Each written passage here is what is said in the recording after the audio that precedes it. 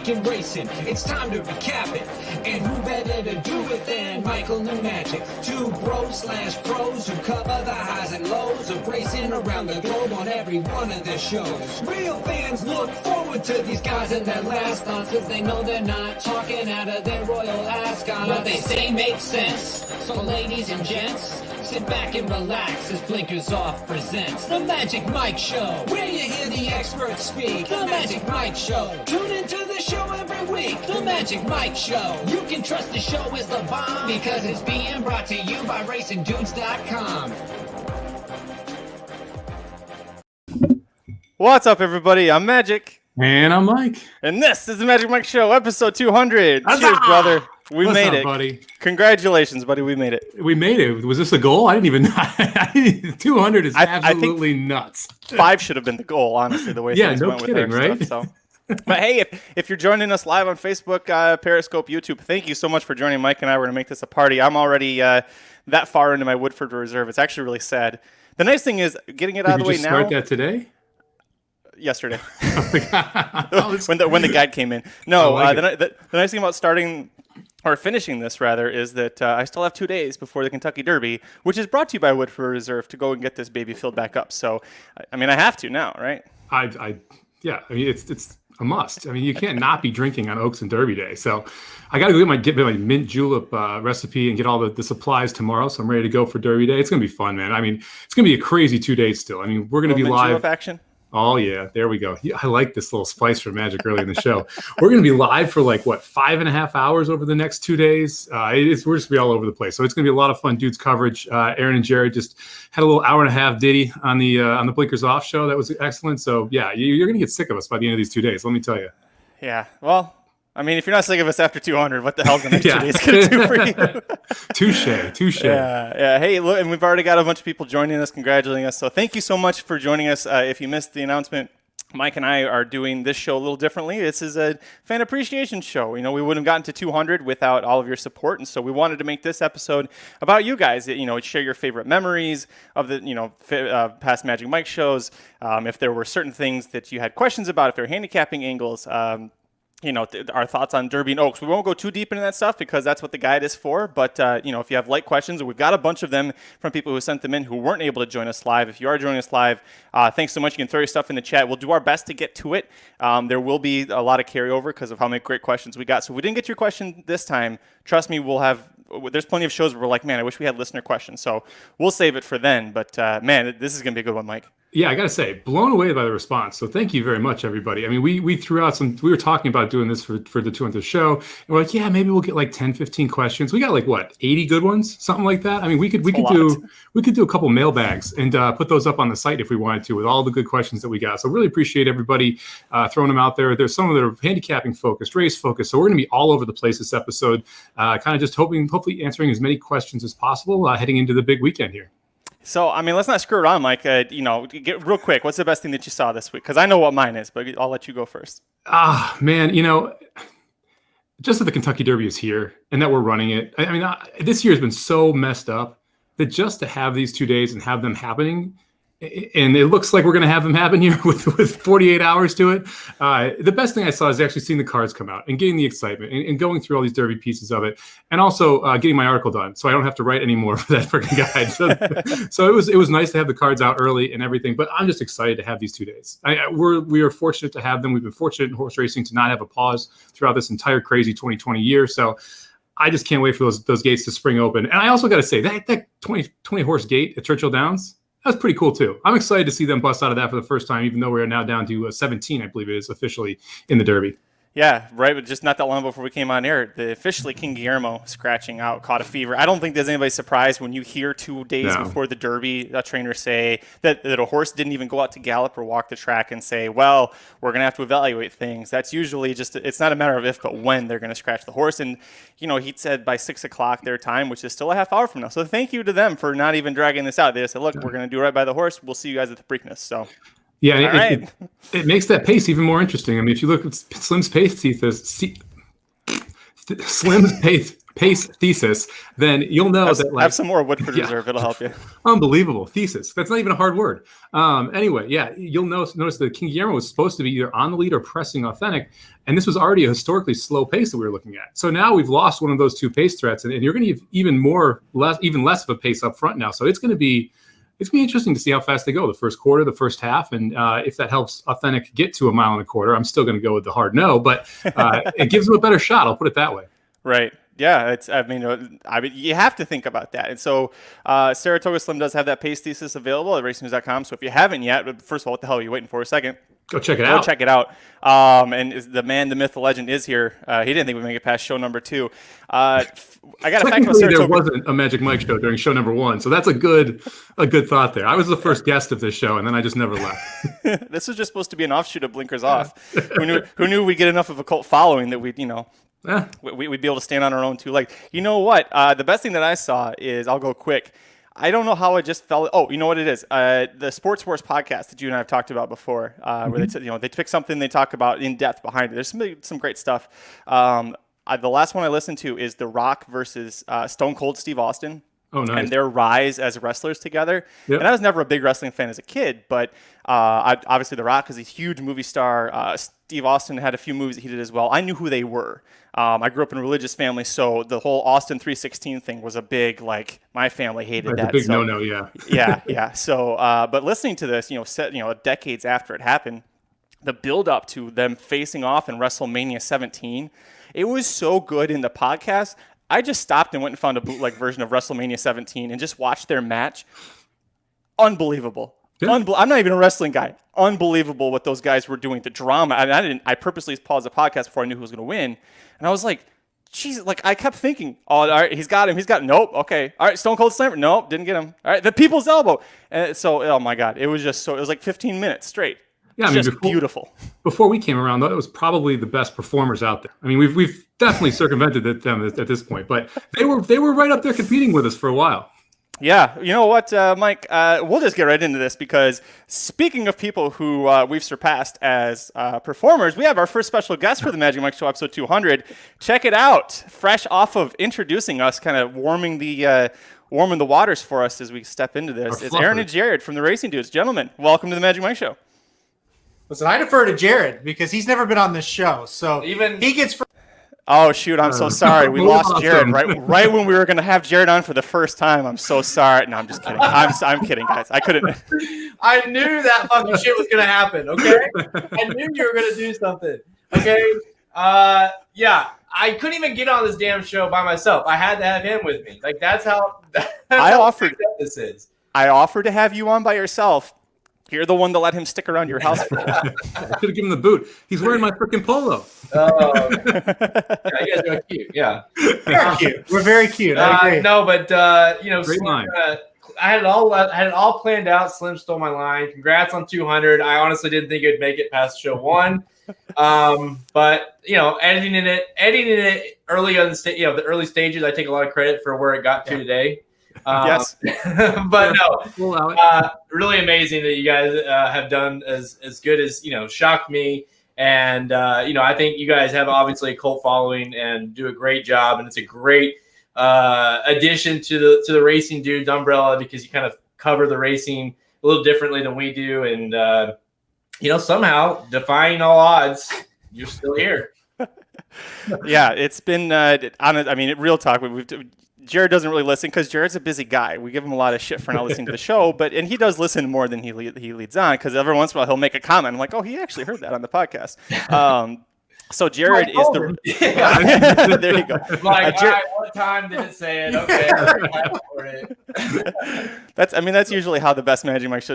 Listen to this 30-second block in Magic Mike. That's all you need to hear to see the stupid thing they did this. No, I will say that because we're not travel this year, but usually when we're traveling, I'm filler. I'm listening to you guys. That's good. We'll take filler. We're like 12 horses in the Kentucky Derby field, man. We'll take it. We're here. We got a shot at fifth place money. No, Jared is the real reason that we got off the ground and that we somehow didn't crash land after 30. I was trying to figure it out, Jared. It was 30 some episodes that you covered, because I can tell the moment I started editing it, because suddenly the sound quality on my end got a lot better. It's funny how that happens. You got to pull out too and show them the special logo for 200 here, just so we can see Aaron and Jared with their special outfits on there. I'll keep them. Yeah, hang on. We'll be right back, guys. 1 second, so you can.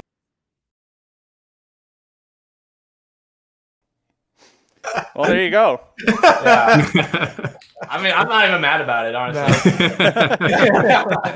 I was sitting at the island this morning that my wife was working, and I was sitting there giggling, just drawing all these little things. That she's, what are you doing? And I flip it over, and I was, look, Justify's got a carrot. And she just rolls her eyes and goes right back to work. Yeah. That's how it goes with that stuff. Well, So- listen, I listen to the show, so I know the format of what we're supposed to do here. Okay, so I actually thought of questions for you guys. I have my favorite Oh, memories. Lord. I have my favorite memories of the show and from you guys. I mean, All I'm right. not prepared for that. Sorry. yeah, Jared doesn't listen. He doesn't know the format. Jared goes, "What pick 5 are they doing?" Oh, good. Oh, Because you do know what they're doing, right? It's like, I know. So, my question, I only have one question. It's for both you guys. Who is going to finish last in the Kentucky Derby in 2 days? That's a great question. Oh, that is a good question. That's why I asked. Let's see. Damn. I wasn't ready for. I was ready for anything philosophical. I wasn't ready for something as simple as who's going to be last in the Kentucky Derby. I'm gonna go with winning impressions. That's a good one. Yep. Yeah. I was going to say who's coming over from Dubai, but we didn't get that this year. Actually, it'd probably be this guy. Yeah. I still can't believe they didn't send him. There's less than 20. Might as well What at the this hell do you point. have to They Yeah. should have sent him. He's not winning the Del Mar allowance on Saturday. Just send him to the Derby so that we can say we had him. You got a know shot what? at 8th. I'm going to go with the Dale Roman source attachment rate. Oh, that's I think because he's getting steam. Wow. And that's why I think a lot of people are going, well, look, he was closing on Art Collector when Art Collector was walking, so Yeah. that's got to be something. I'm like, well, no. We've seen a Roman's horse or two flop as well, so that's definitely a possibility. He just doesn't Once or take a twice. step. Yeah. In typical Magic Mike fashion, I like Mike's handicapping better than yours. So that played in my hands great right there. Geez, well, if anybody who buys the guide, there's 3 out of the 7 Saturday stakes races that we all did our top 4 for. Mm-hmm. Everybody in those 3 races has the same top pick, and then Magic has that horse second. 3 races I did that. Nobody else did that with 1, and I did it with 3. When I was editing that at about 4 in the morning last night, I was like, did he really do that again? Record? Oh, he really didn't do it. Like, dude. So you're either gonna look really smart on Saturday, or we're gonna really make fun of you. Yeah. Don't worry, it's not like there's a Long live show or anything. time fans of the show know which way this is already headed. So Yeah. Listen, my favorite memory of the Magic Mike show, and believe it or not, I have listened to all 200 of them. So for you, Magic, it's very easy. It happened very, very, very early. Maybe the first show when you said we should have a midsummer derby. That was, I pretty much, I think I did wreck my car, actually. That will live on as a running joke forever. Yeah, right off the road into a ditch. Thankfully, I corrected it before I killed myself there, but Magic. But yeah, Midsummer Derby. That's definitely my favorite one ever. And for Mr. Summit, Oh. this one, I think my neighbors thought I was going insane because I was walking my dog when I was listening to this. I think it was 2 weeks ago when you tried to make Blame an international horse. Yeah, I thought you were going to go with the Asmussen move. Well, no. I respect. Listen, I respect opinions. Even if I disagree, I still respect them. But when you were talking about international horses and how they'd struggled, and Magic brought up, I think it was Ravens Pass who won on the synthetic surface. Yep. You're like, wait, hold on. Blame beats Zinnia. Yeah, let's. It's funny. I've followed horse racing longer than anyone on this. And I am probably the worst historian of everyone on this, like without a doubt. Like because I'm all about, I love the betting side of it and all that jazz. And so I forget horses' names. I don't know their sex, all this jazz, where they're from, who trained them. I don't know. I'm just looking for winners here. Yeah, well, my phone is broken because of that comment because I just threw it on the ground. I was like, this is ridiculous. No. Anyway, that's my favorite memories. from the show. I have I believe it or not, it's perfect because it wasn't with me, so I just heard it after the fact. It was when you tried to record the show with Magic on your Del Mar trip. That to me, that sums it up. Summed up the Magic Mike show in a nutshell. Because when you're leaning on this guy for your tech, like, you got some issues, and he needed to lean on me. That was the problem. There's a reason Blinkers Off records at Jared's, right? Yeah, no, Well, that was funny. So we'll get in. Listen, we don't take up the whole show. This is your show, but I do want to. My favorite memories with you guys, and I'll talk since we're talking Del Mar. You brought it up. I'll mention Magic, just the Del Mar trips, man. Like Magic leaves right when I'm talking about it. The Del Mar trips, we've had so many good ones, like sneaking alcohol up in the press box. That was so much fun. There you go, right there. The Breeders' Cup was maybe the best Breeders' Cup trip ever. For sure. Yeah, just some awesome times. Me teaching you how to record a podcast. It's good, man. And I always think back to when we met Magic. He I think he tweeted us. He's like, hey, the Breeders' Cups in my like hometown, whatever, Santa Anita. I'd love to meet you guys. We met him. We had drinks with him. He didn't know shit, but he really wanted to learn. And your level of improvement, Magic, has been out of this world. I just want you to say. And Samich and I actually talk about it. We haven't in a while, but we talked about it a while back when you were really getting good. And it's like, damn, he's really getting good. So you should be proud of that, Magic. You've really come a long way since we met you, for sure. Started at the bottom and now I'm here, kind of a thing. And I will say everyone should take, and not just for us who know very well and people listening that know this game like they know very well, should take some advice. There you go. From Magic. And you never should think you know more than other people, like, because you're always learning something new, and no matter a new angle or listening to someone that knows something, never be afraid to ask the opinion of someone that you really respect, because shit, I mean, Magic does that. I mean, not I don't mean that in a bad way. I just mean you're always open to learning something new, and never acting like you know more, even though you do know more than any of us in the Cali side of things. I mean, it's insane what you know out there, but you still lean on other people for information, and that shows a lot about your ability to handicap. Yeah, and listen, I lean on Magic for Del Mar all the time. Last 2 weekends have been incredible. Saved your ass too. Yeah, exactly. He did. He saved my ass for sure. I'm not, I'll say it. I'm not shy about saying it. Samich, you know what my favorite memory of you and I are, right? Golf. Yeah, let's talk a little Gulfstream, baby. Pegasus, man. It wasn't even the Pegasus day. It was the day before. We hit the pick six. You and your dad and I. We hit that pick six. That was so much fun. Got wasted. Well, I did. I don't know about you guys. I can't really remember. But that was great. First time I ever met Mike. Of course, we talked, a lot. And first time I ever met you and your dad, really fun. One of just a special trip. I'll never forget it. It's a great time. And, going on and working together on the Sama bombs and working closely. It's been great, man. And who would have thought, right? Just a dumb email that he sends. And now look at the guy. He's I was mentioning the Blues. That's what got it. If he hadn't mentioned that, it probably would have got deleted. I said, that guy's a Blues fan. He can't be all bad, right?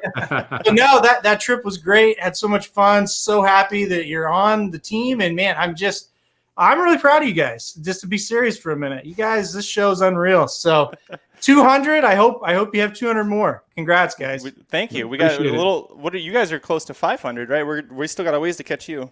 Yeah, 456, something like that. I don't know. We gotta go 3 a week, Magic. Yeah. All right. You guys are gonna catch up to us eventually, and let me tell you, you're right. You said it perfectly. It started off as just kind of like, we just need another show, and you guys just, we don't have. It doesn't make sense to have you on Blinkers Off all the time. So let's just do it. And now it's turned into people know whether you guys want to know or, the Magic Mike logo and the Magic Mike show. And that's just, you guys are well known, and and we're very happy. I'm pumped. I know I give you guys a lot of shit, but I do root for you guys. And obviously I love the fact what you guys are doing, and you have a loyal fan base, and some reason they stick around. I don't know why, but hey, I learned long ago, don't ask questions. Just let it happen. It's the abs. It's the abs and the logo. That's what keeps. They tune in for the abs and they stay for the commentary. Right? Hey, listen, man. we get enough likes and views on this, you get to see these abs. All right, I'll throw that out there right now as a present to everybody. Okay, get us off here. Everybody's off. Yeah. People want to learn more. It was about enough. racing, so. Yep, we've been on here enough. Yeah. So See you All right, guys. let's see you guys tomorrow for the live Saturday, feed. Friday. Yeah. So before we let you go, thanks guys for joining us. My favorite memories, podcast specific related, is at least with Aaron, it's the Del Mar trip. And so what happened is Aaron and his friends from Arkansas were in Arkansas or Missouri. I forget which one Arkansas. they were from. Yeah. Okay, thanks. So they all came to Del Mar, and Aaron invited me to come down, and I had a horse running, and it was a great time. And I got there, and I still didn't really understand how to record a podcast for it. We were Jared was piecing this shit together really well compared to what it sounded like. But Aaron had to literally sit next to me on the couch and say, okay, now click on this. Okay, you see where this option where it asks you the microphone? Okay, click on that. Like that sort of a step. And then we started doing the show, and Mike was doing it remotely. And I remember the best thing that I saw was it was Irad Ortiz Jr.'s birthday, and the look on Aaron's face is he just looked at me sideways and goes, "What the hell kind of show is this? Wishing jockeys happy birthday? God, what did I do?" And he just kind of like you see him just second guessing the entire weekend right there in that moment. So that was a fun one. Jared, my favorite moment with you is not one that's ever actually made it on the podcast before. Oh no! Did you find it? We're gonna take a little trip in the Wayback Machine to December 13th, 2018. I don't know if you remember this date, Jared. But let me set the stage for you. No idea. It's a little football game. The Kansas City Chiefs. They're 11-2. Patrick Mahomes, breakout star, looking like he's gonna be $1 million. that was funny. And the 10-3 LA Chargers came to town. And Jared was so excited. This is prime time. This is the game of the year before the Super Bowl. And this was a birthday present, if I'm not mistaken. It was either birthday or Christmas present for Jared. Birthday. Birthday. Is in the end zone. He's all pumped. Jared is a huge Kansas City Chiefs fan. And listen, Mike and I, we were recording live. He happened to be in Santa Monica. And we just sat around and watched the game. And the Chiefs are up 28-14 with less than 4 minutes left. Sorry, my camera's spazzing out because it got excited. It got excited. So then the LA Chargers, they score a touchdown. All right, it's 28-21. The Chiefs go 3-and-out. The Chiefs offense goes 3-and-out to the Chargers. They actually went backwards almost into the end zone. Yeah. The LA Chargers get the ball. They still have to go 4th and 8 to convert with That's why a I can minute tell 11. the story. With a minute 11 to go. 4th and 8 conversion. All right. They still got to get in the end zone. And then in the end zone, with 8 seconds left, Kansas City gets called for a very questionable pass interference. Watching the replay today, Jared, I still don't believe that was a real pass interference call. But so the LA Chargers score a touchdown. There's 4 seconds left in the game. They're down 1. They immediately decide to go for 2. Mike and I look at each other going, this isn't good. Oh, no. This isn't good. Wide open, 2-point conversion, 4 seconds left, Chargers win the game. That's not where it ends. Mike and I had a couple of drinks. We thought it'd be funny, literally minutes after the game ends, to call Jared. Jared doesn't answer his phone. Immediately call him right back. Still won't answer his phone. It was either the 4th or the 5th try. I finally just gave up and let it go to voicemail. And the voicemail was, "Hi, Jared, I'm Magic." And I'm Mike. And boy, what a whopping the Chargers just put on the Chiefs. And we just, for I don't know, 30 seconds, and we were being funny about it. Let me just say, that's the day I learned just how big of a fan, Chiefs fan Jared is. Jared didn't talk to me for over a week because he didn't find that quite as funny as Mike and I did. And so from that day on, I learned, if the Chiefs lose, don't say anything. Let it go. Pretend it didn't happen. Let me tell you, He was pissed. I was not happy when I heard that voicemail. Because that was a brutal way to lose. Because like you, even as a fan, when they went for 2, you said, "Well, this is it. We're gonna lose." Like you just knew. As a Chiefs fan, my whole life, you know those feelings. It was brutal. Yeah. No, I mean, you weren't fired for it, but it was. I was like, "You son of a bitch." Maybe like a week later, I'd be like, "Yeah, that's funny, you dipshit." But the moment after, I was hot. Yes, you were. I just want to know when you listened to the message. Was it walking out of the stadium? Was it? No. We did I wonder didn't that. get it. I didn't get it until I was in my car driving home, and I was Oh, so it's you you know, I'm stewed like, on it for a while. I'm stewing, right? I'm pissed because now not just that, I have to drive home. At night, you're pissed driving home after a game like that, and then I get this voicemail from Magic, and like, you motherfucker. and you know me, like, if I'll give you guys shit back, like, I'm not really that pissed, but if I just stay silent, Yeah, that's bad. That's how I knew it was bad. yeah, I'm not saying shit like, no, it's over. Yep. Yeah. I asked Hoffman, I was like, how much do you like Magic? Like, I really like it. Yeah. All right. Well, hey, it all worked out in the end. Okay. exactly, and that's why I feel better about bringing it up. We haven't talked about it on the show at all because, well, yeah, but it worked out for you. So, that's All great. right. Guys, thank you so much for joining us. Thanks for joining Again, we wouldn't be here if it wasn't for you guys and your help and guidance. So, thank you very much, and we'll see you at the next 200. All right. See you, boys. Later, guys. Bye. Well, that was fun, Mike. I guess we should probably talk about some horses. We actually had somebody, get the two clowns in the upper right out of it. We talk about horses. So we have some questions. I'm going to go ahead and get into it. It's going to be a little interesting how we do this. We got a bunch of great questions. I did my best to try and keep them organized. So this first one, we're just going to talk about the questions we got about betting the Friday card. And there was a trend with everybody who was asking about Friday. We'll get to the trends and biases about the track in a second, but the comments here from Kyle Herring, from Nick Sievers, Nate Kaczynski, they're saying this pick 5 on Friday, Mike, it looks really chalky, and it's just, how are you going to get past it? How are you going to make money? And then if you had to single sharing or Monomoy Girl, which way are you going to lean?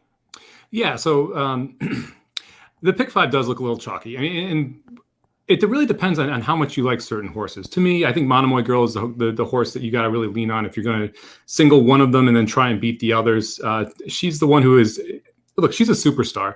And if you look at what she's done in her past, she's done absolutely nothing wrong. She's looked great her last 2 starts. And there just isn't that much in the race. I think there's maybe one other horse that can beat her. So I'm actually going to play a ticket where I go too deep in each of these races with the horse that I want to take a swing against them at, just in case I can get 2 or 3 of these home. And, one of the biggest tickets we ever cashed on here is with what I call a Stars and Scrubs ticket, where you're playing the heavy favorite and you're throwing in one other horse, and you're hoping that one other horse can be the one that gets the job done.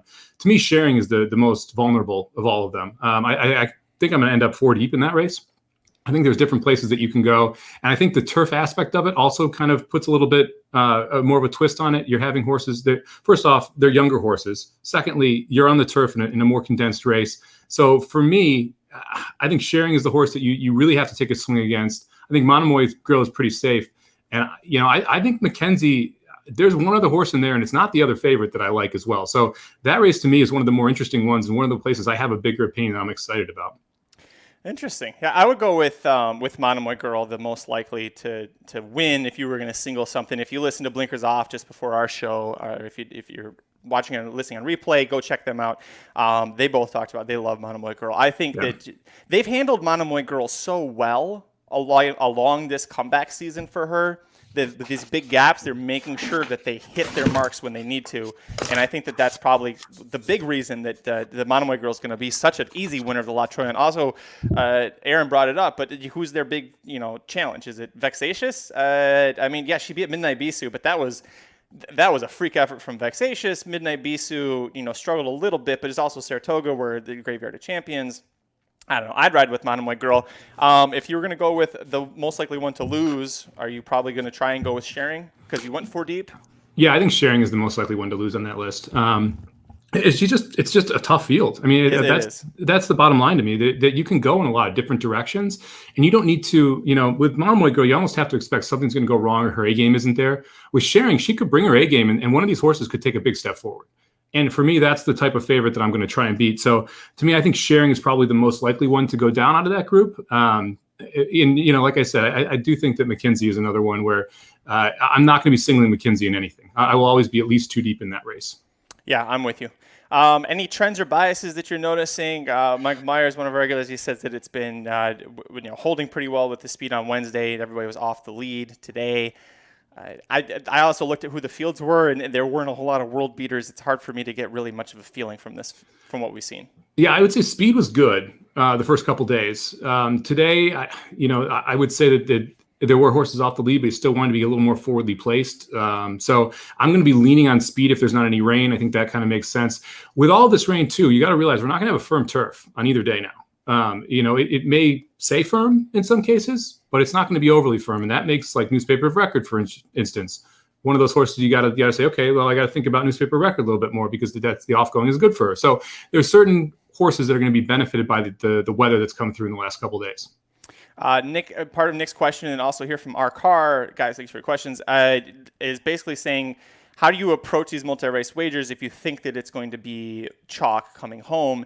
One thing that Aaron taught me is if you look at a race and you think there isn't even a sequence, if you don't see much chance for value, don't play it. You don't have to play everything. Or if you do, play winners, try and go that route, because if you go 4 for 5 with winners, you're probably going to make a little bit of money, even if they're favorites. If you go 4 for 5 in a pick 5, you lost everything. So that would be my recommendation. But what about you? Yeah, look, you don't play a $200 ticket. That's for damn sure. Definitely you definitely don't want to have a ticket really even more than $100. I think my late pick 5 ticket right now is 96, and I don't have a single. So it tells you how thin I am in all of those races. On days like this, you can be creative. You have a 2-day pick 6, that's $2. If you think all 3 are chalky here, single, and go into tomorrow with some bullets to spread. Especially if you like Tiz the Law, you can single in 4 of the 6 races. If you can find a price in the other 2, even with those 4 singles, you're going to be able to make some money, and your ticket's going to be $24 or $48, right? So I think that's one way to attack this card if you do think it's single. You could play a $5 pick 5, but if you're doing that, I would heavily recommend you're playing at least one horse that's over 5 to 1 in 2 of the legs.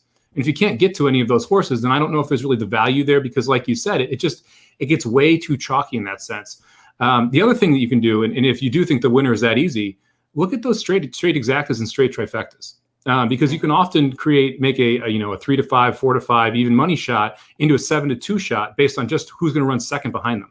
And so you're able to create a realistic value. If you're like, okay, Monomoy Girl's going to win. If you pick who's going to run second, you're probably going to get at least $3 back for a $1 exacta. So it's handicap the rest of the race. And if you have a strong opinion in the rest of the race, then hammer that and make some money that way. I want to bring up a question we had very early on. Actually, this might have been before we went live. It was, yeah. Dave Barista. Dave, if you're still watching live, thank you so much for your patience here. I want to make sure we got to this one. His question's about the shared belief. And how do you evaluate 1,000 words and honor AP coming out of that 4-horse field? In the context of Derby points already earned, risk of fatigue and injury, are the results misleading? If you go back and listen to, if you remember from the Magic Mike show, Mike and I both, I believe, I don't want to speak for you here, but to me, the fact that Honor AP was rolling at the end tells me it was too short and maybe he wasn't handling Del Mar, but also up to that point, jockeys weren't allowed to work horses. And they still technically aren't at Del Mar. The way they get around it is they'll go out and work them right before the first race. So if you notice, after the shared belief, every work Honor AP had was about 12:45 noon, and Mike Smith was wearing the silks of the owners, and he had his own private workout, and then they groomed the track again. They've done that for only a couple of horses, only let them do that with the jockeys. But Mike Smith had said after the shared belief, he said, I could tell he wasn't the same horse because I haven't been on him in the mornings, making sure he's doing okay and that he's got his mind on the task. He said he didn't have his mind on the task until we got to about the 8th or the 16th pole, and then that's when you saw Honor AP stick in. So I don't have any issue with that. 1,000 words, that was the first time we really saw him on the lead like that, pushing it. Don't expect that here. He's a lot more of a grinder, sit back and just try and wear you down. What did you think about Honor AP and 1,000 words in that whole shared belief situation? Yeah, I agree with you.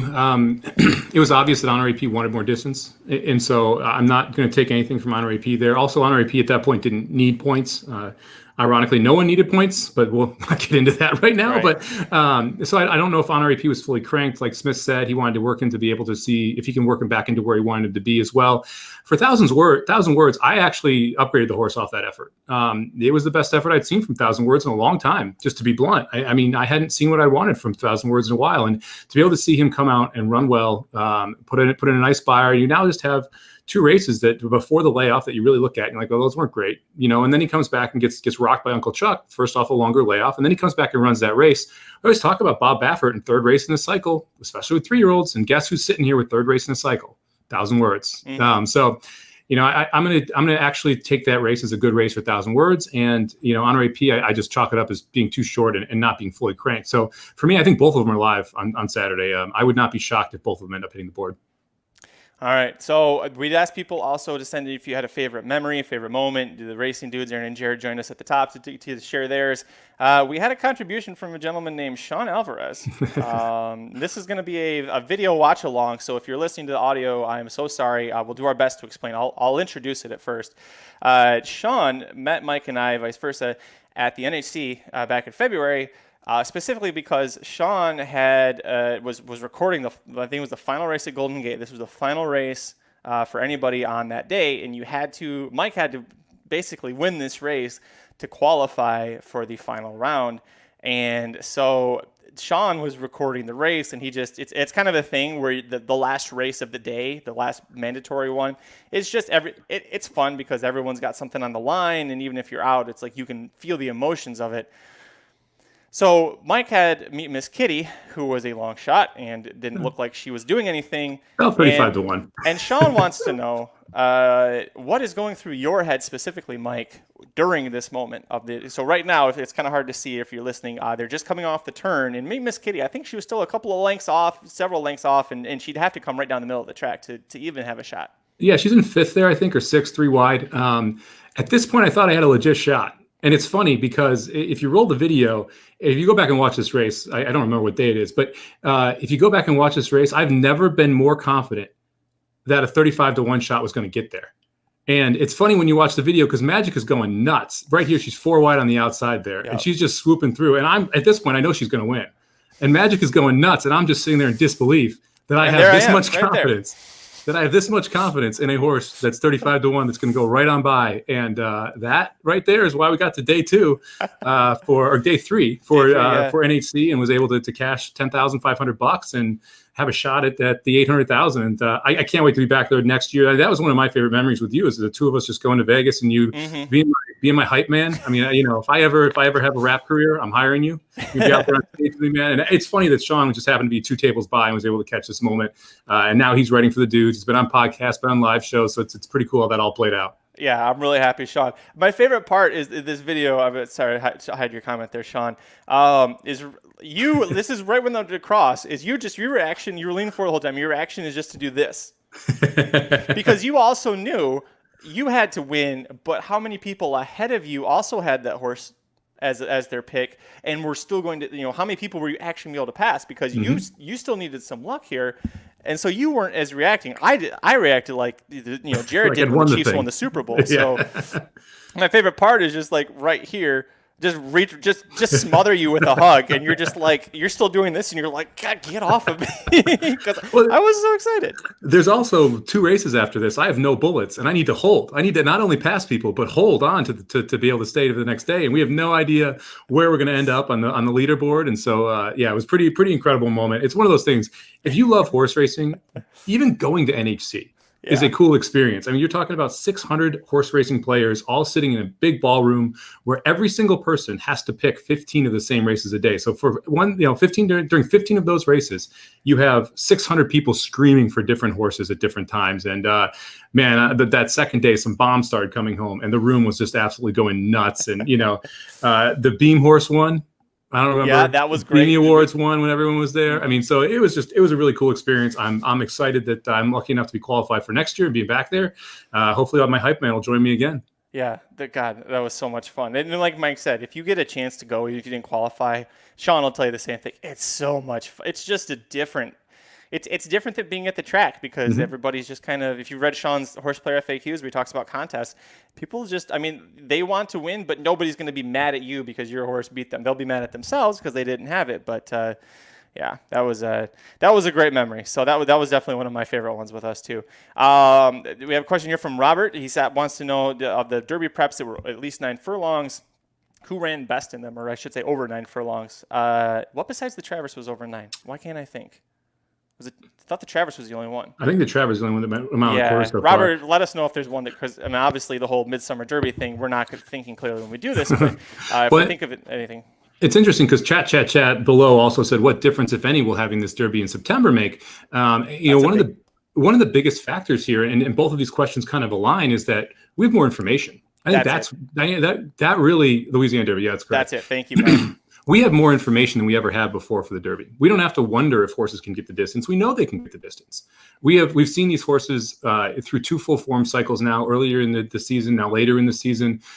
We've seen horses fall off, but through all of this, we've seen Tiz the Law dominate. We've seen Honor AP1 run well. We know with Authentic, I think, cannot get the distance, so I don't have to worry about that. We already have answers to a lot of the questions that are often lead stories on Derby Day, which today, on Saturday, we already know. I believe we already know the answer to all of these. So for me, it's really the information is the biggest one, is that, we know more about these horses than we ever have because we've seen them. And the likelihood for unrealistic progression, I also believe, is significantly lower because they all have more races in them. And we've seen them running around 2 turns multiple times. A lot of times going into the Derby, you can have that buzz horse who's run once around 2 turns, who you kind of gets all the what do they call it? The sharp money players, the sharp play, right? And it's because that horse has a logical improvement angle. We just don't have that many logical improvement angles when you're this late into the season. So the biggest thing for me really is the information that we have about these horses. All right, we'll go back to some more questions you guys submitted. My question for this show Thursday, and I apologize, I don't have. Oh, Jordan, there it is. Jordan wants to know, what kind of ticket structure would you recommend for a player with a smaller bankroll, say 100 to 300, for the entire Derby day to get the best bang for the buck and also have the most fun on the day? I have one recommendation, and that is save $20, something that means enough to you. Save it for the Kentucky Derby. So if you have a budget of $300, you now have a budget of $280, and take that $20 and bet on your favorite horse to win the Kentucky Derby. Give yourself, if you lose that other $280, make sure that you still have something left for that big event, because it happens a lot where you'll get too into it in the early races, have some bad luck or some bad beats, you're out of money, and now the Kentucky Derby happens, and you don't give a shit because you're broke. Your budget for the day is gone. But beyond, that's my one piece of advice. What about you, Mike? Yeah, the first thing is that the key here is have the most fun on the day. So the thing to have the most fun on the day, assume you lost your budget. Will you still have fun? Right? Yes. That's my biggest thing. Like, if you can afford to lose $200 and you're still going to be happy at the end of the day because the entertainment cost was $200 to bet the horses, right? Mm-hmm. Then don't bet more than that. And then secondly, for someone who is newer to the game, I would not play the first 6 races on Sunday or Saturday. The 6th and the 5th and the 4th, I believe, are all 2-year-old or 3-year-old races, maidens, first-time starters. Those are some of the toughest races to handicap when you're just getting into it. You got much more information about the horses later in the card. You're going to have more hype around the later races. You're going to have different shows like our show on Saturday and other shows around being on for those races. So you're going to have more opinions that you can listen to, and you can find people that you trust that you can bounce your opinions off of. Because we'll take questions in those live shows too. So it gives you an idea of how you can integrate yours with the people that you want to play with, essentially. That's why we love doing these live shows, is because we did a draft pick 4 and a bunch of people bet it. We all got to play together in that day and play and root the same ticket. And that's how we have fun, right? That's the enjoyable part of this. Look, that's what people need to remember. This is entertainment for 99.9% of the people that bet horses. It should be treated as entertainment. It's something that you're doing with disposable income. That's a lot of fun, right? And so that's the key to me, is to make sure that you have fun. As far as, what kind of bets, I really like pick 3s with smaller bankrolls, because you have less variance. You can bet them for like $2 and play one that's $16. It's $18, and you have the upside of winning thousands of dollars without the massive risk or massive investment into one ticket. Like a pick 5 for $144 on a $300 budget, you could be out after the first race, and what are you going to do? So for me, playing those smaller rolling pick 3s, I think is the best way to kind of spend or get the most bang for your buck on those specific, that specific size of a budget. This is, and Mike just saying it better than I did. Place your Derby picks first. As soon as scratches are out, make your Kentucky Derby bet. And then after that, figure out how you're going to go through the day. And honestly, Mike, you brought up a great point. And think about the fact that the first half of that card they're all non-stakes races, and if maybe a couple dollars here and there, but don't go crazy. And they're great races, and we have some awesome 2-year-olds that are debuting. Don't get me wrong. I'm not saying the races are bad. I'm saying those aren't the ones you want to be betting if you're want to have if you're a smaller bankroll and want to have a good day and you're newer to the game. Those are going to be the toughest ones to predict, and and you could have look, we have like some horses that sold for cheap at auction that are in there that make them really appealing because they're running on Derby Day. Owners want to win on this day. You're going to see some monster performances in those early races, and it's hard to figure out where they're going to come from.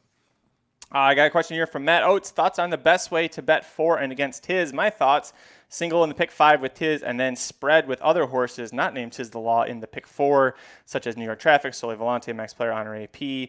By the way, I want to bring this up because he gets bonus points from me because he put the flipping space between the A and the P in the name. Thank you, Matt. Any other horse you think have a chance to win? Mike and I have been pretty dead set since December. This is Tiz the Law and Honor AP's race to win. The fact that their horsemen have, the trainers and staff have kept them healthy and well trained at this point. I don't think you could say enough about John Sheriff's or Barclay Tags Barnes.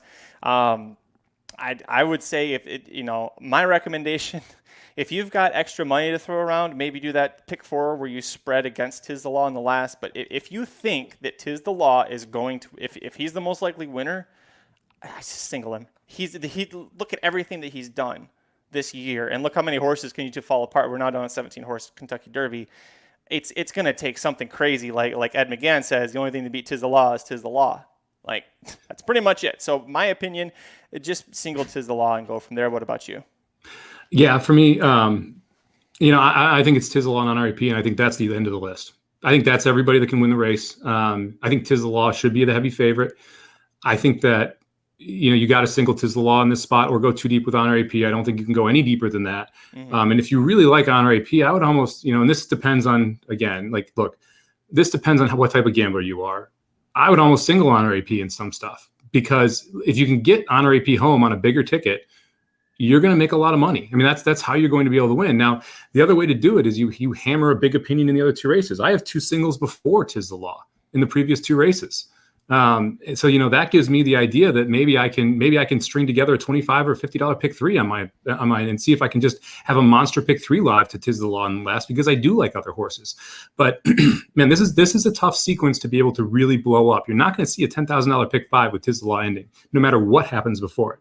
So it's important to remember that when you're placing your wagers. And I would recommend not playing as large of 50-cent tickets into this, because it's going to be tough. I would recommend a $2 or a $5 ticket, depending on your budget, so that you can hammer opinions before Tiz the Law, because that's how you're going to create value in this sequence, in my mind. Speaking of, and by the way, shout out to Jordan. He's watching us live. So, Jordan, I'm glad we were able to answer that live for you. Nick Feldman, besides Tiz the Law and Max Player, who've already gone this mile and a quarter distance, what's a stat or something you use to project if the horses do well at the Derby distance of a mile and a quarter? Is it just breeding? Is it eye test? For me, it's a lot of things. I've gotten to the point where I feel like I can trust my eyes.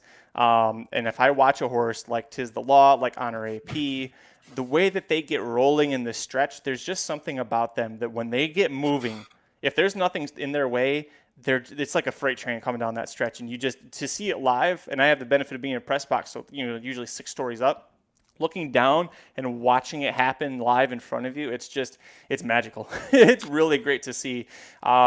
Breeding, yes, but a lot of it for me is the eye test. What about you, Mike? Yeah, I'm the same way. Breeding makes a big difference for me. City Zip into Mischief, no thanks.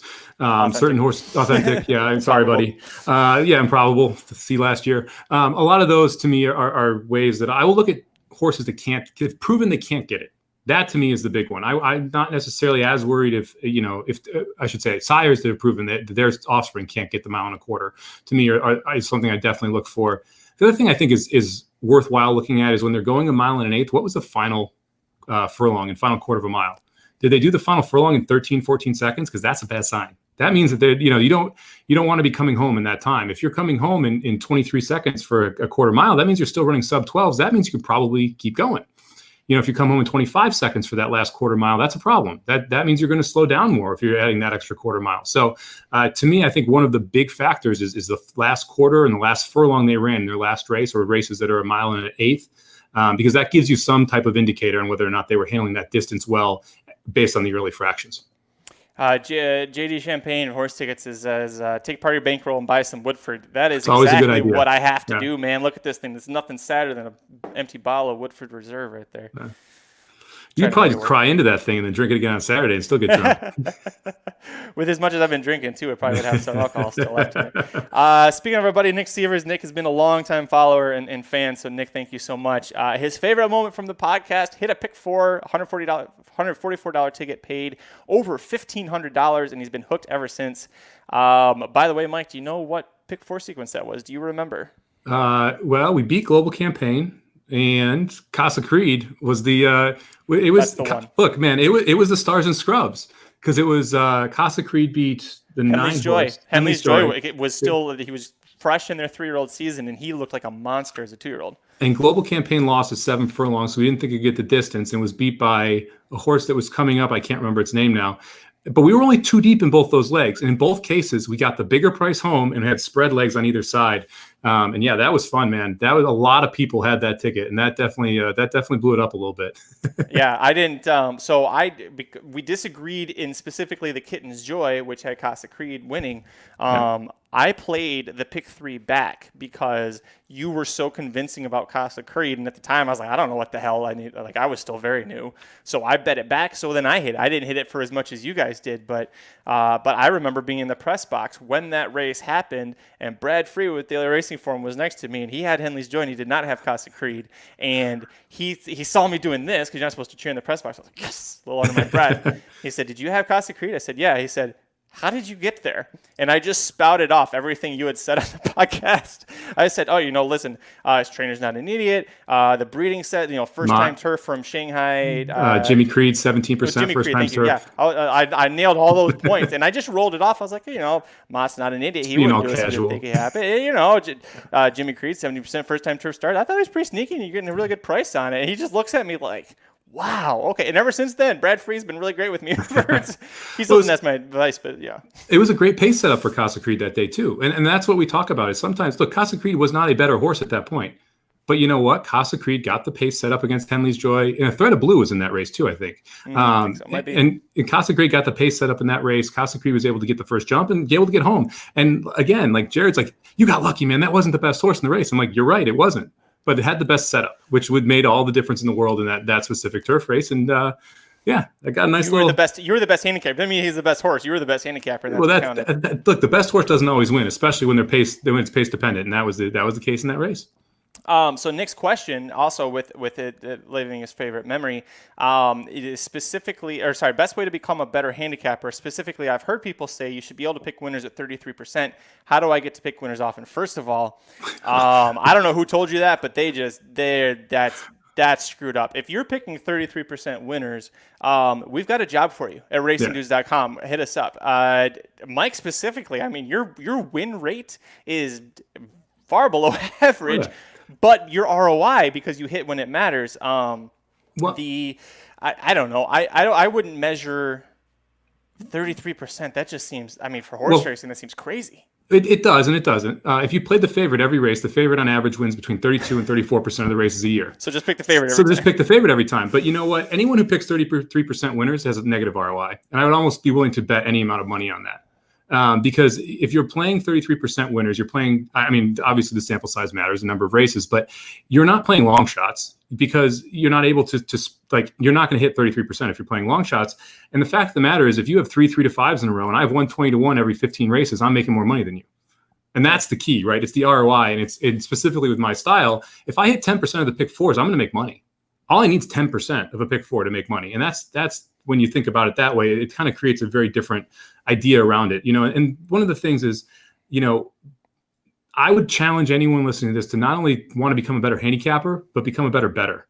I think that is the leak in most people's games. I think they can get to the horse. I think they struggle with how to bet the horse, how to bet the race, how to make the most money off of the race versus just pick the winner. Because I think a lot of people can find winners. It's then how do you use that information and how do you then use that when you have other people and you have all these different pools to bet in, the exacta, the quinella, the trifecta, the daily double, the pick 3, the pick 4, the pick 5. How do you make that opinion worth the most money? I think that is the real key through it. And if you can become an expert at that and pick 15% winners, 10% winners, you can be profitable. If you're a bad bettor and you pick 40% winners, you're going to lose money. My answer for you for how to become a better handicapper, this is the same answer I give everybody, is stop betting and just do practice. And so what I do with Del Mar, Santa Anita, I go through the entire card and I think, all right, these are the horses I pretend like I'm doing a show and I figure out who do I like, why do I like it, and then I construct because I'm trying to specifically get better at the pick 4s, pick 5s, I construct imaginary tickets. And then when the races are done, go back It's like doing your homework. You just go back and figure out, did I get it right? Did I get it wrong? If I was wrong, did a horse that there was no way I would have ever gotten to, is that the horse that won? Why wouldn't I have gotten to it? What was it about that horse? Sometimes you just have a horse that freaks. It's horse racing, man. Like sometimes you just get a horse that'll freak, and other times you'll just go, oh, all right. Like for me, I have certain bugaboos about jockeys and trainers. Like it's still a curse for me in California, and sometimes I just go, listen, man, Heriberto Figueroa has knocked me out enough times. I need to stop shitting on that little guy. And at some point, yeah. Gio Franco. I love Giovanni Franco to death. He is such a wonderful human being.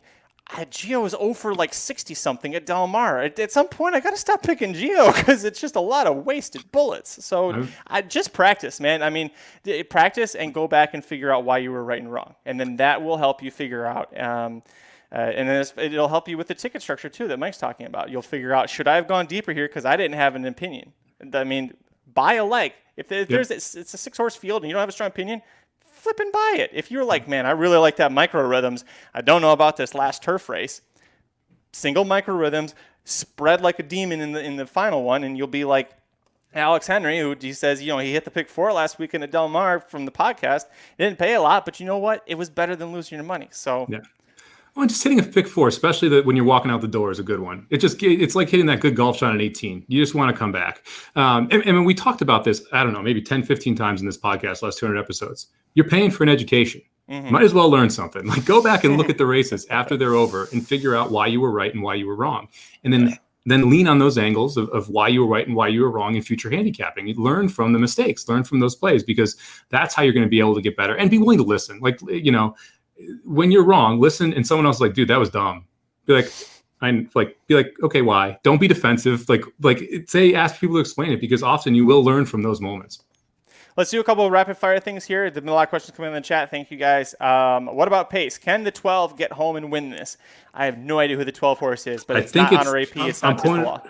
It's Sole Volante. Oh God, no. Yeah. The pace is a massive issue with this. I just don't see. I see them going 47-2 up front, 47 up front now without King Guillermo, and he's going to have to weave through a lot of traffic on a track that I don't think is favoring closers right now, with no pace up front. I mean, that's tough. I mean, I could make an argument for 4th or 3rd, but he's going to be too far behind Honor AP and Tisdalaw to be able to make a serious run at the top 2 in my mind. A big thing with Saratoga Slim's pace thesis every year, he talks about the fact that for winning this race, you need to either be on or close to the lead. In the points era, when there are not cheap-ass sprinters who got in because they've earned a lot sprinting, you have to really just focus on those front runners. And it's not fill them out underneath, go as deep as you want underneath, but you need like it's EP7 Brisnet rating seems to always win this race, which is Tisdalaw and Honor AP. Yeah, if anyone has access to offshore books or plays on those, or plays on FanDuel or anything else, like head-to-head, you mean? No, I mean like my best prop bet of the weekend, over 45 and 3 for the first half. It's free money. I couldn't believe that was the number they said. I was like, they don't know the Derby, do they? Well, they're not. They're just taking the average pace of the last 6 years.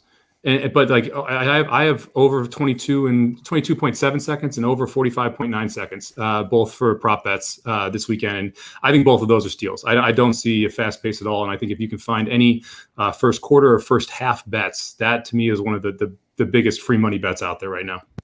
Next question, Mr. Riley. Is there any long shot that you think you can win? If the long shot is anybody not named Tisdalaw, Honor AP with the pace setup, God, I really hope not, because I don't want to see that trainer win, just like I don't want to see Maximum Security win. But I think New York Traffic's got a good chance with the pace setup. To me, it was King Guillermo, unfortunately. I thought he had a shot. I will go with Money Moves as the crazy one. That's the one I think if everything falls apart, the fact that Pletcher sent Money Moves here. And not Dr. Post. And not Dr. Post. The fact that Castellano gets up and leaves Saratoga for this. The fact that you don't have a ton of pace and you have a horse that's improved and lightly raced. I mean, I just talked about how there are very few Derby horses this year that have logical big steps because we've seen them so much. This is the horse we know the least about. Only 3 starts. This one could take a monster step forward. I mean, this is like Arrogate going to the Travers. We didn't know that much about Arrogate. Took a huge step forward, blew people out of the water. I'm not saying this horse is Arrogate. I'm not saying he's going to win. But if I was going to take one longer shot, who I think could like, I know what everyone else is. I don't know what Money Moves is. Mm-hmm. And so for me, that's why I would take the swing with Money Moves over anyone else from a long shot perspective. Slim was texting the chain yesterday saying, is it crazy for me to do this? No, because of that exact reason. Like, Pletcher's not an idiot. Pletcher knows what it takes to win this race. If he thinks Money Moves is his better chance than Dr. Post, I mean, screw it, go with it. Great point from Robert real quick. The last eighth of the Haskell, New York Traffic 12.52, Authentic 12.87. Watch Authentic stride. Watch Authentic stride in the stretch, because Bob Baffert and Mike Smith and everybody else will tell you that's with the horse.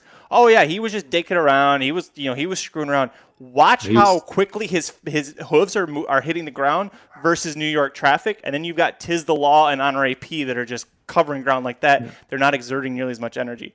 And that's how you can, as an eyeball test, that's how I can watch that and go, Authentic can't go 10 furlongs. Yeah, well, let's also look at this. Okay, so Authentic ran the last eighth in 12.87. Let's assume that that's going to be his fastest eighth if he runs 2 more, right? So let's say he runs. He's going to slow down the longer he goes. Yeah. 13.2 and 13.5. He's going to come home in 26 and 7 with just a 10% increase in time. 26 and 7. That's not going to get it done to win the Derby. I mean, that's the problem, is that you have to assume that he is going to run slower. And he had everything his own way in the Haskell. Let's not forget that either. Easy lead up front, no pressure. He was able to go wire to wire there. And that 12.87, if you extrapolate it out, is a bad sign for him trying to get 10 furlongs. I'm not using New York Traffic very much because I don't love that last furlong from him either. I think that you're seeing I think that people are overrating New York Traffic because Authentic went backward versus New York Traffic went and got him. And that, to me, is one of the reasons why I'm going to use a little bit of New York Traffic underneath, but I don't think he can win the race. And I'm not overly high on him. I will tell you this. If I can find a head-to-head New York Traffic versus Authentic, I will take New York Traffic if it's anywhere near even money. Yep, I'm with you. I want to ask you, because we are slightly over time. We usually try to keep this to an hour. Do you have more time, or because I know you're working, do you need to cut it short pretty soon? I can go to 6:45, and then if anyone wants, you can catch me on You Better You Bet at 7 o'clock. That's right. Yeah, I forgot to get it. Shit, this is just the middle ground for you. Because we had a couple more fun questions I wanted to get to.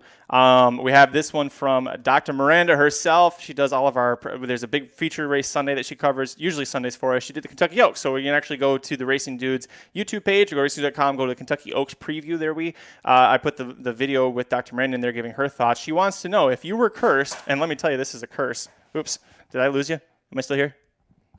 There we go. Did I lose you? Can you still hear me? Mike. Did I lose Mike? Am I gone? What happened? Are you there? Can anybody hear me? Are you watching the live stream and you can hear me? Is it just me? I'm going to reload because I'm not sure what happened. You can hear me. So Mike's out. I don't know what happened here. I was going to make a joke about this as a curse, but then we lost Mike. Okay. If you were cursed, you could only play a fellow Racing Dudes pick for an entire month and not your own. Who would you choose and why? That's a great question. Thank you, guys. I appreciate it. There's a little bit of a delay, so I asked that nobody responded, and I kept asking. So thank you for letting us know. We're going to drop Mike out here for a second. If I was cursed and I could only play a fellow Racing Dudes pick for an entire month and not my own, who would I choose and why? I go with Mike because Mike does it. I don't know. It's a tricky question. Mike has a chance to hit the bombs. With Aaron, it's a matter of Aaron is really great at just generally hitting winners. So, you know what? No, I'm gonna go with Aaron. Aaron's the better dude who hired me. If you listen to the Racing Dudes long enough, yeah, I'd go with Aaron on that one. Shit. Well, we'll come back to Mike because I don't know what happened. Yeah, 200 episodes in. You think we'd know how to do this by now? I don't know what happened to him. Usually this is me when this stuff happens. I'm not really sure what happened. Also, yeah, great point, JD. Very track-dependent question. What do you want to play? That's kind of the thing, too. Aaron is really good at those tracks that are kind of sneaky and small. So you've got that angle to think about as well. I am not sucking up to the boss. I know it sounds like it, but if I was going to suck up to him, it would be Mike. We'll come back to that one from Mike. Let me see. There was another question I was going to look at here before we get going. Oh, there he is. Mike's back. Okay. All right, Mike's back. Boy, for about 10 seconds, I thought that was me. No, my power went out. Like I'm using my Wow. freaking phone's tethered internet right now to be able to get this Wow. done. Hey, boy, many people. So the question is, if you were Kurtz and you saw this one, and you could only play a fellow race news pick for an entire month and not your own, who would you choose and why? I said Aaron. No offense to Yeah. you. You've got the better chance at an ROI. But if I was actually actively playing, I have less heartbreak with Aaron. Well, He just has a higher win percentage. First off, man, Miranda just off the top rope trying to drive a wedge between all of us. I love the question. She's clearly trying to angle for her own podcast here and get one of us to get someone mad and get in there, right? So I have a clarification question. Is it the picks? Do I have to bet their picks the way they're betting their picks, or can I change the way I'm betting the picks?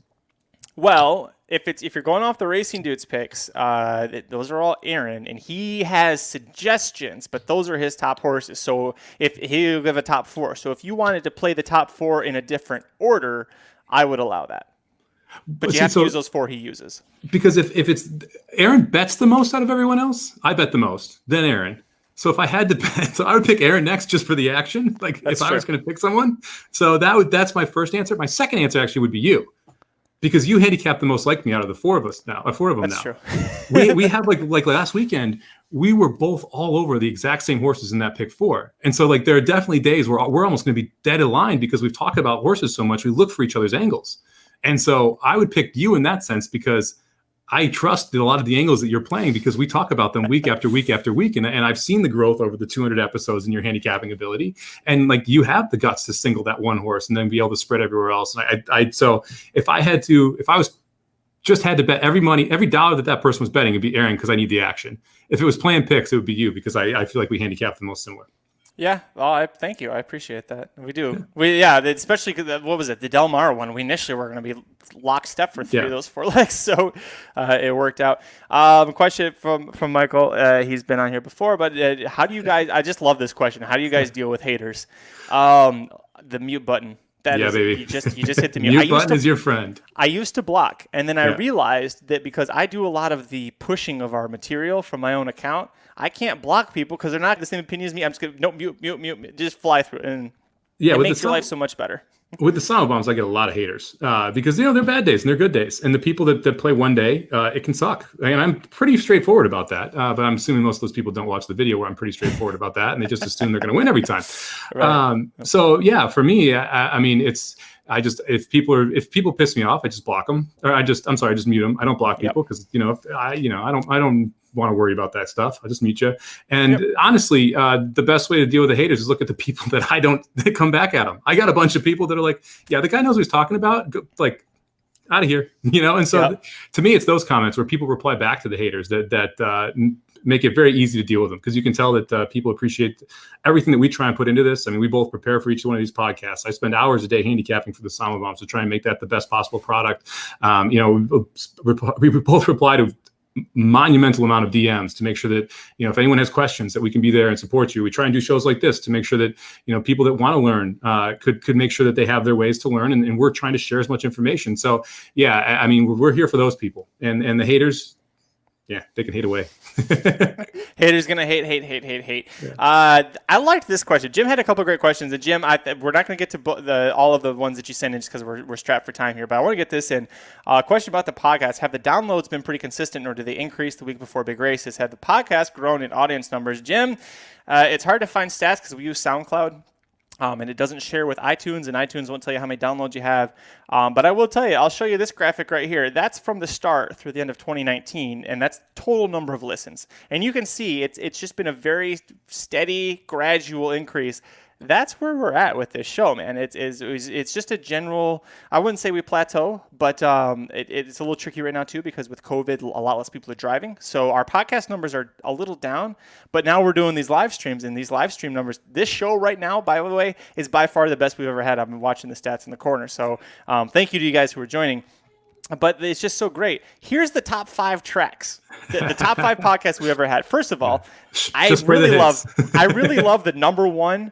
The number one podcast is the single podcast I haven't been on with this whole damn time. 200 episodes.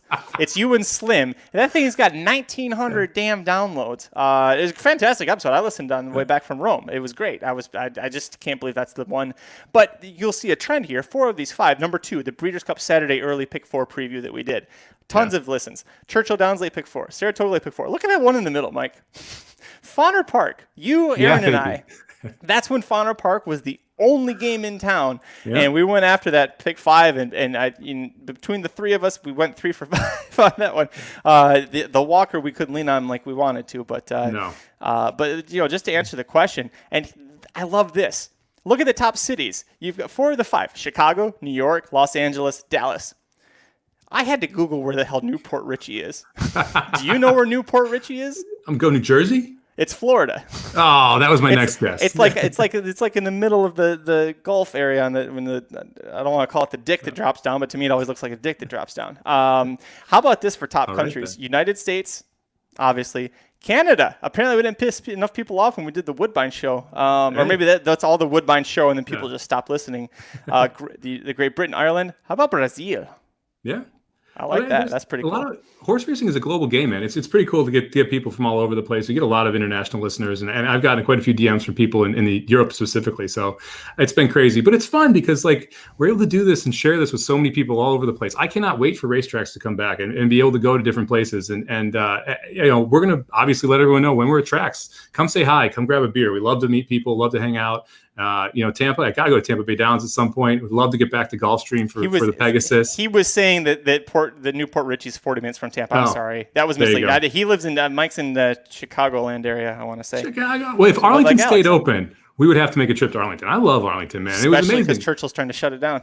When I put out the bombs for Arlington, I had so many people like, that's my track. That's my home track. I love it. So, I'm all into Chicago, man. I grew up there. Grew up in the Oak Brook area, Oak Brook suburbs.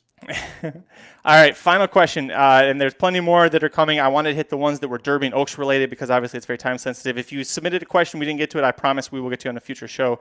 I want to get to this last one. John Lees, fan of the show.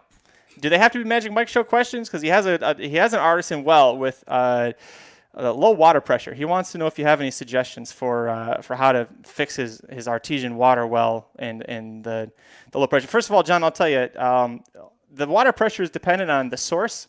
You live in Del Mar, buddy. Not a whole lot of rainfall happening. You might have a little bit of an issue with that. I don't know how great your water pressure is going to be with that artesian well. The elevation could be a thing. The surface. Where's your well tap located? Maybe you have to dig a little deeper to try and get better water pressure. Plenty of things. Mike, do you have a thought for this? Yeah, for Mr. Lees? This one, I think my answer is, in John's style. I know he makes the morning line for Del Mar. I'd say my answer is 1 to 9. If you need more water and you have a well, dig deeper. That's usually the right answer. So I'm going to go with dig deeper, John. Dig deeper. Put a little back into it and get that shovel going. This was such a fun show. Thank you so much. We got to get going because Mike's got another podcast he's going to be doing. Mike, hype it up real quick because we kind of glossed over that. Yeah. If you want to see me, I will be all over the place this weekend. I'm going to be on You Better You Bet, which is a very, very cool sports gambling podcast. I'm going to do a Kentucky Derby segment. Yeah, very true.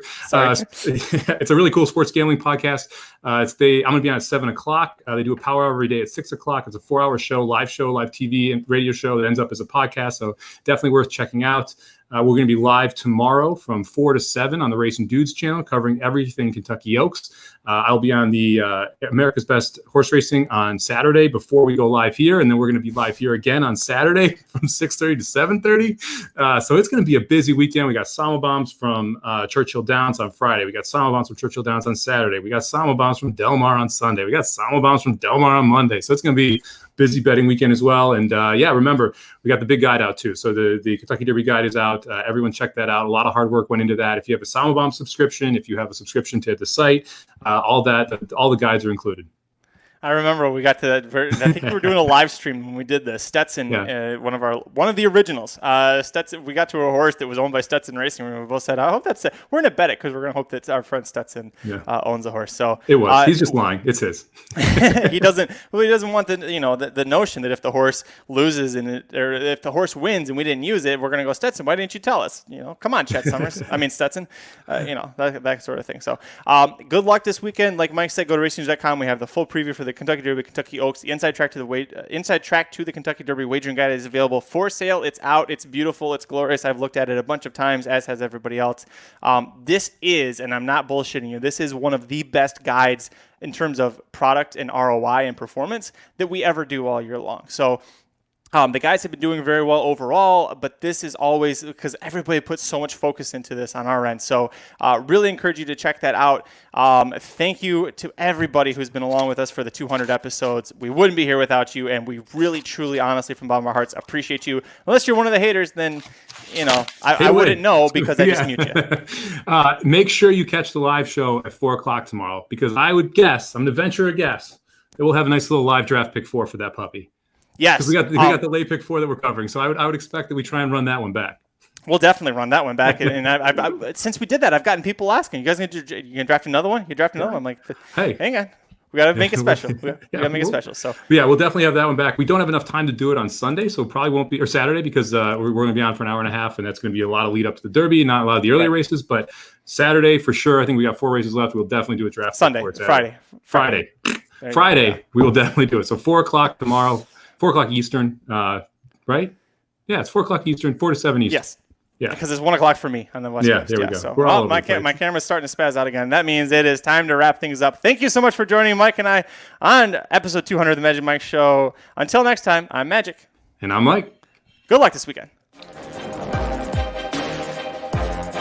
The Magic Mike Show, where you hear the experts speak. The Magic Mike Show. Tune into the show every week. The Magic Mike Show. You can trust the show is the bomb because it's being brought to you by RacingDudes.com.